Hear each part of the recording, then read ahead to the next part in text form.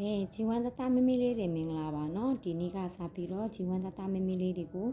ပထမတန်းလူမှုရေးထဲမှာရှိတဲ့သမိုင်းဝင်ခေါင်းဆောင်ကြီးတွေကခေါင်းဆောင်တွေရဲ့အကြောင်းကိုပုံမြင်လေးဖြစ်နေပြောပြပေးမယ်နော်ပထမဦးဆုံးဒါတတမမီလေးတွေရဲ့ဂျီဝမ်စာအုပ်လေးထဲမှာပါတယ်သမိုင်းဝင်ခေါင်းဆောင်တွေတွေက3ဦးတွေကမှပထမဦးဆုံးအနွယ်ထာမင်းကြီးရဲ့အကြောင်းကိုဆရာမကဖတ်ပြမယ်နော်အတူတူနားထောင်ကြည့်ရအောင်ပထမဦးဆုံးအနော်ရထားသမိုင်းဝင်ခေါင်းဆောင်တွေကတအုပ်ဖြစ်ပါတယ်ပကံပြည်မှာထင်းနှန်းဆူဆန်ခဲ့တဲ့ဘရင်တစ်ပါးမှာအနော်ရထားဆိုတဲ့သားတော်တစ်ပါးဖွားမြင်ခဲ့တယ်ပကံပြည်မှာနော်ထင်းနှန်းဆူဆန်ခဲ့တဲ့ဘရင်တစ်ပါးမှာအနော်ရထားဆိုတဲ့ဒါလေးလေသားတော်တစ်ပါးဖွားမြင်ခဲ့တယ်အနော်ရထားမင်းသားလေးဟာငယ်ငယ်ကလေးကရေစွမ်းတတိရှိသူဖြစ်တယ်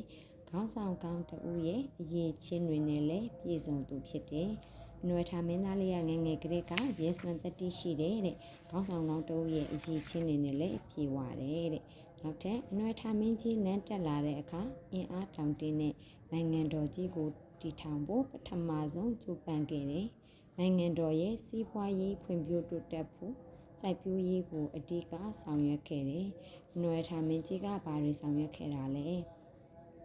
ကျောက်ဆယ်ဒေသတဝိုက်မှာဆယ်တွေကိုတိစောက်ခဲ့တယ်။စိုက်ပျိုးရေးသာမကကုန်သွယ်ရေးကိုလည်းတိုးတက်ဖို့ကြိုးပမ်းခဲ့တယ်။စိုက်ပျိုးရေးသာမကဘူးဘာတွေကိုလည်းတိုးတက်ဖို့လုပ်ခဲ့လဲကုန်သွယ်ရေးကိုလည်းတိုးတက်ဖို့ကြိုးပမ်းခဲ့ပါတယ်တဲ့။နွယ်ထမင်းကြီးရဲ့ဒုတိယစွမ်းဆောင်ချက်ကတော့ပထမမြန်မာနိုင်ငံတော်မှာဗုဒ္ဓသာသနာထွန်းကားလာဖို့ကြိုးပမ်းခြင်းဖြစ်တဲ့ဒုတိယစွမ်းဆောင်ချက်ကနိုင်ငံမှာဗုဒ္ဓသာသနာထွန်းကားဖို့ကြိုးပမ်းခဲ့ပါတယ်တဲ့။ရှင်အရဟံရဲ့အကူအညီနဲ့ပကံပြည်မှာဗုဒ္ဓသာသနာပြန်ပွားလာတယ်။ရှင်အရဟံရဲ့အကူအညီနဲ့ပါဗုဒ္ဓသာသနာပြန်ပွားလာတယ်။အနွယ်ထာမင်းကြီးဟာတပွဲတပြဖြစ်နေတဲ့နိုင်ငံငယ်တွေကိုပထမအကြိမ်စူးစီးနိုင်ခဲ့တဲ့ဘုရင်တစ်ပါးဖြစ်တယ်။အနွယ်ထာမင်းကြီးတည်ထောင်ခဲ့တဲ့ပထမမြန်မာနိုင်ငံဟာကျယ်ဝန်းပြီးအေးချမ်းသာယာတဲ့နိုင်ငံဖြစ်ခဲ့တယ်။ကဲအနွယ်ထာမင်းကြီးကဘာနိုင်ငံတည်ထောင်ခဲ့လဲဆိုရင်ပထမ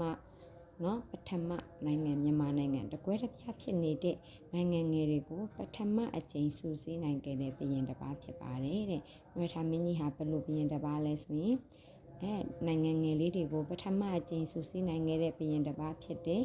နွယ်ထာမင်းကြီးရဲ့အကြောင်းကိုဖတ်ပြပြီနော်။နောက်ဗီဒီယိုလေးမှာတတမမီလေးတွေကိုပြန်မေးမယ်နော်။တတမမီလေးတွေရေမင်္ဂလာပါအားလုံးအေးချမ်းသာယာပျော်ရွှင်ချမ်းပါပါရှင်။